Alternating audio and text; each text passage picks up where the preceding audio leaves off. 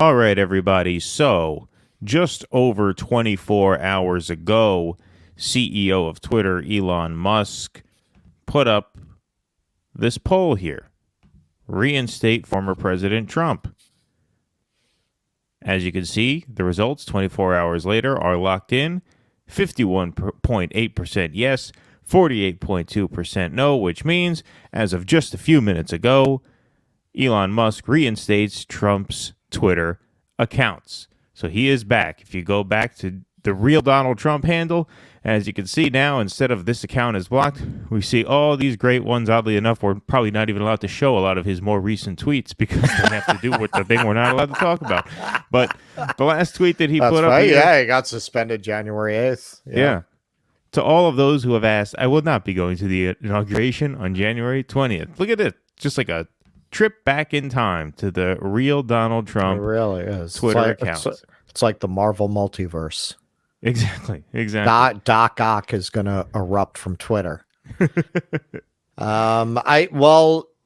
This is really a cry that went up around the world the moment that he announced Trump was being reinstated, from Prague to small African nations. The cry went up, Kofefe!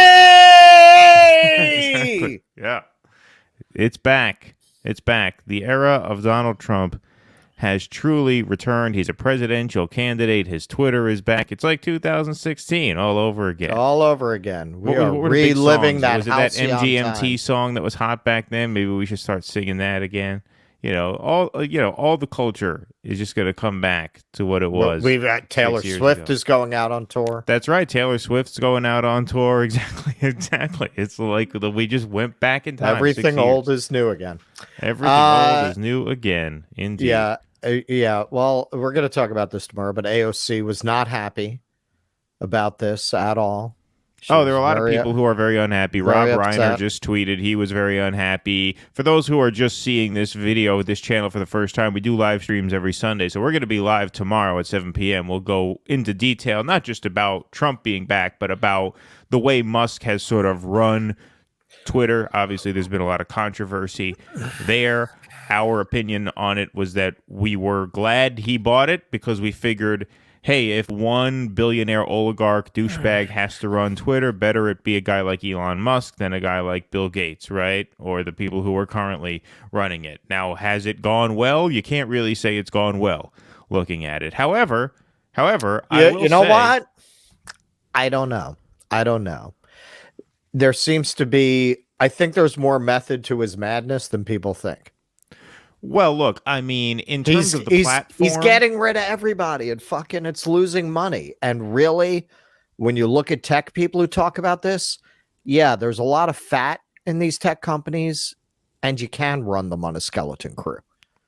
Oh, I'm sure you can. You really don't need all of these employees. So I'm not crying any tears for the employees who've been fired. No, I'm just saying a lot of people are looking at that and saying, oh, that's it. It's going to tank. You know what would tell me that it's going to tank? If the rate of tweets plunged. No, it's actually up a little bit since Musk took over. Sure. No, I'm not saying that any of that has been a failure. As you can see from a lot of the people who still work there, it's obviously just an extraordinarily chaotic place to work, which speaks to a lot of these billionaires' state of mind. You know, they're not these like hyper organized together with it people. They're very often these eccentric fucking lunatics who just trust that the world does and always will revolve around them. In terms of what his actual promise was, right, to uphold free speech. I mean, the very fact that he put this up to a poll shows that he doesn't really understand what that promise was all about. If he were a free speech absolutist, he wouldn't have put this to a vote. You know, we don't put the First Amendment to a vote, right? There are no ballot initiatives in the state of Michigan should we have free speech or not. It's a constitutional ideal because it transcends whatever the popular will of the people is at any given moment. So the very fact that he put this up to a poll shows that he's really not serious about maintaining strict sort of free speech ideals online. Now, full disclosure, I voted in this poll, and I voted yes. I think this was the right thing to do. I mean, whether you like Donald Trump or don't like Donald Trump, he's a candidate for office. He is the former president. He was a sitting president at the time that he was banned. And, he represents, like it or not, tens of millions of people in this country. He represents the way tens of millions of people see politics, see the country, and see the world. And in a free and democratic society, he should be allowed a voice in the public square. And if Twitter is the de facto public square, or if the internet is the new version of the public square, then I think he has a right to be there. And so it's as simple as that for me. Also, I don't understand corporate media junkies who don't want Donald Trump on Twitter, because all your favorite media outlets are on fucking life support without him. Without Donald Trump tweeting all day, you might lose your CNN. You might lose your New York Times and your Washington Post. They need Donald Trump on Twitter. They want, we should recreate the A Few Good Men scene with Donald Trump. Deep inside, in places you don't want to admit, you need me on Twitter. You want me on Twitter.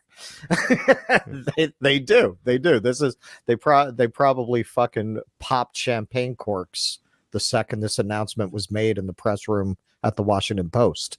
This is the best thing that's happened to them since he lost.